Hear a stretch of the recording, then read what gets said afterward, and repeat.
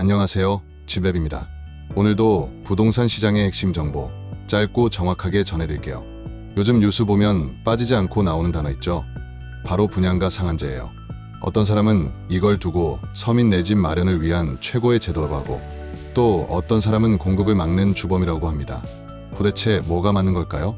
오늘은 분양가 상한제가 재개발 단지에 실제로 어떤 영향을 주고 있는지, 그리고 지금 2025년 부동산 시장 상황 속에서는 어떻게 작동하는지 같이 한번 풀어보겠습니다. 분양가 상한제란 건 말 그대로 분양가의 상한선을 정해두는 제도예요. 정부가 이 이상은 받을 수 없다라고 가격을 제한해버린 거죠. 취지는 분명합니다. 집값 급등을 막고 무주택자나 실수요자에게 시세보다 저렴하게 내 집 마련 기회를 주자는 거예요. 근데 문제는 이게 재개발과 재건축 사업에 적용될 때예요. 여긴 단순히 분양만이 아니라 조합원, 건설사, 일반 청약자, 정부까지 얽히다 보니까 이해관계가 엄청 복잡해집니다. 과거로 한번 돌아가 볼까요? 2007년 처음 도입됐을 때는 집값 급등을 확실히 잡아냈습니다. 근데 동시에 공급이 줄어들면서 이거 오히려 시장을 더 불안하게 만드는 거 아니야? 라는 말도 많았죠. 그리고 지금 2025년 상황은 훨씬 복잡해졌습니다. 금리 부담은 여전히 크고 공급은 점점 줄어들고 거기에 외국인 매수세까지 더해지고 있죠. 예를 보면 정부도 상한제를 아예 없애지 못하고 아마 지역이나 방식, 적용 범위를 계속 조정해 나갈 가능성이 높습니다. 요즘 부동산 기사에서 자주 보이는 이름 있죠? 바로 반포 DH 클래스트. 이 단지가 왜 화제냐면 상한제가 적용되면서 분양가가 시세보다 확 낮게 잡혔거든요. 평당 8천만 원대, 전용 84 기준으로는 30억 원에 달할 수 있다고 전해졌어요. 근데 인근의 레미안 원베일리 단지 시세가 84 기준으로 60억에서 70억 원대에 거래되었기 때문에 단순 계산만 해도 최대 25억에서 40억 원 정도의 시세 차익이 가능하다는 분석이 나오고 있죠. 이 정도면 청약 로또라는 표현도 괜히 나오는 게 아니죠.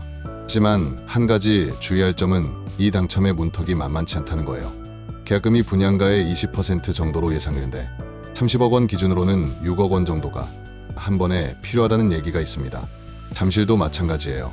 송파구에 위치하고 투기과열지구에 속해 있는 르엘 단지 역시 분양가 상한제가 적용된 단지이자 분양 방식으로 지어지고 있어요. 분양이라 공정이 이미 많이 진행된 상태에서 분양을 시작했는데 분양가가 평당 6천만 원대 초반에 확정됐습니다.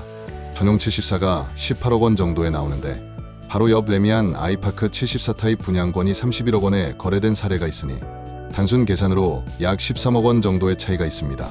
다만 여기엔 함정이 있어요. 최근 대출 규제 때문에 주담대는 최대 6억 원까지만 가능하니까 최소 12억 원. 현금을 들고 있어야 청약이 가능해요. 후분양이라서 당첨 발표, 입주까지 시간이 짧아서 잔금도 빨리 내야 하고요. 그러니 자금력이 없는 실수요자는 접근이 쉽지 않습니다. 반대로 조합이나 건설사 입장에서 보면 이야기가 완전히 달라집니다. 공사비랑 금융비용은 계속 오르는데 분양가는 못 올리니까 수익성이 떨어지죠. 그러니 후분양으로 전략을 바꾸거나 분양 물량을 줄이는 거예요. 후분양을 택하는 이유는 허그 보증과 고분양가, 심사 영향을 축소시키고 미분양 위험을 낮추려는 거죠. 최근 강남, 서초 일부 단지가 이런 방식을 택하고 있어요. 그리고 또 하나, 조합원 분양가랑 일반 분양가가 뒤집히는 현상도 종종 나타납니다. 원래는 조합원이 싸게 가져가는 게 당연한 구조인데 상한제가 일반 분양가를 더 눌러버리니까 오히려 일반 분양이 더 저렴해지는 경우가 생기는 거예요. 이러면 조합원들이 분노하죠. 내가 리스크 다 감수했는데 왜 더 비싸게 사야 하냐는 거죠. 이런 불만 때문에 조합 내부 갈등도 커지고 있습니다. 결국 중요한 건 이 제도가 누구에게 이익이고 누구에겐 손해냐 하는 거예요. 실수요자 입장에서는 청약 로또예요.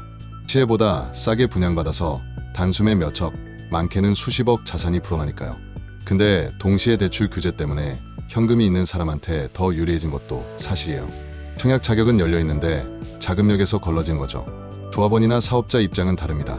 일반 분양으로 벌 수 있는 돈이 줄어들면 결국 조합원은 추가 분담금을 더 내야 하고 사업성도 흔들리니까 사업 지연이나 초기 분양가를 높일 수 있는 후분양으로 가는 선택을 할 수밖에 없습니다. 시장 전체적으로 보면 단기적으로는 가격 상승 압력을 누르는 효과가 있어요. 근데 장기적으로는 공급이 위축되면서 가격 왜곡을 만들어낼 수 있죠.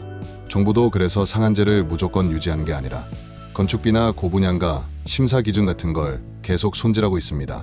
어떻게 보면 가격 통제와 공급 유인 사이에서 줄다리기를 하고 있는 상황이에요.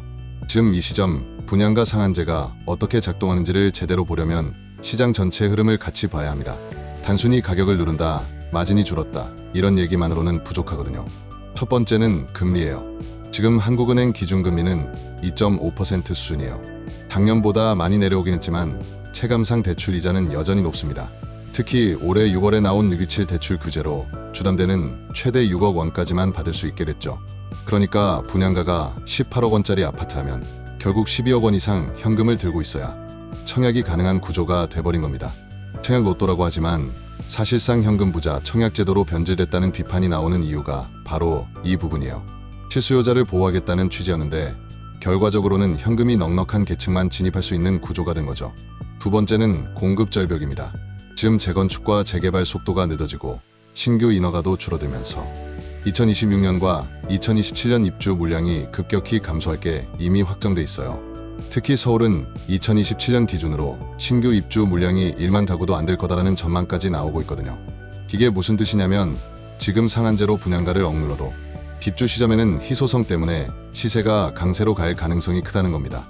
공급이 줄면 결국 시장은 가격을 다시 밀어올리는 쪽으로 반응하기 마련이에요. 세 번째는 외국인 매수세예요. 작년 말 기준으로 외국인이 보유한 주택이 10만 호를 넘어섰고 그중 서울만 2만 호 이상이에요. 예전에는 외국인 거래 비중이 미미했는데 지금은 서울 핵심 입지, 특히 강남권에선 외국인 자금이 들어오는 게 체감될 정도예요.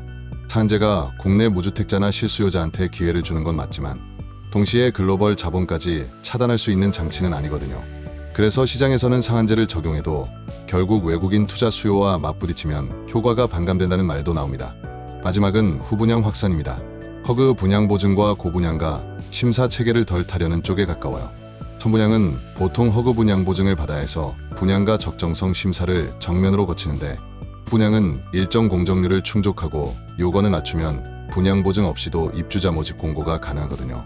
즉 상한제는 피할 수 없지만 허그 심사 영향은 상대적으로 줄이는 선택이라고 보시면 됩니다. 후분양의 장점도 존재합니다. 소비자 입장에서는 집이 거의 다 지어진 상태를 직접 보고 선택할 수 있으니까 불확실성이 줄어들죠. 하지만 자금 스케줄이 빡빡해진다는 단점이 있습니다. 선분양처럼 수년간 계약금, 중도금, 잔금을 길게 나누는 구조가 아니라 계약 후 짧은 기간 안에 중도금과 잔금이 몰리는 사례가 적지 않아요. 실제로 어떤 후분양 단지는 계약 20%, 30일 내 중도금 20%, 60일 내 잔금 60%처럼 두 달 남짓에 대부분의 금액을 납부해야 했고 이 때문에 미계약이 발생했다는 보도도 있었습니다. 즉, 집을 보고 사는 안정감의 반대편에는 현금 흐름 부담이 있다는 점을 꼭 체크하셔야 합니다. 정리하자면 지금 상한제가 적용되는 단지의 구조는 이런 특징이 있습니다. 먼저 분양 시점에서는 대출 규제 때문에 필요한 자기 자금이 크게 늘어나면서 참여할 수 있는 사람의 범위가 좁아집니다. 예전보다 진입 장벽이 높아졌다는 얘기죠. 반대로 입주 시점으로 가면 상황이 달라집니다. 공급 자체가 많지 않은 구조라서 신규 아파트라는 희소성이 부각됩니다.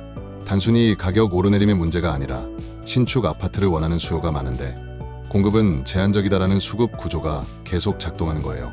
즉, 상한제 단지는 분양 단계에서는 참여 조건이 까다롭고 입주 단계에서는 희소성 때문에 주목을 받는 성격을 가진다고 정리할 수 있습니다. 이것이 지금 시장에서 상한제가 만들어내는 가장 큰 특징입니다. 결국 당첨된 사람 입장에선 돈만 마련하면 이익은 확실하다는 공식이 여전히 유효하지만 정작 그 돈을 마련할 수 있는 사람이 점점 줄어드는 게 지금의 아이러니예요. 이게 바로 2025년판 분양가 상한제의 딜레마라고 할 수 있죠. 결국 분양가 상한제는 양날의 검이에요. 실수요자에겐 기회지만 조합원과 건설사에겐 부담이 되고 시장 전체적으로도 공급 불안이라는 숙제를 남깁니다.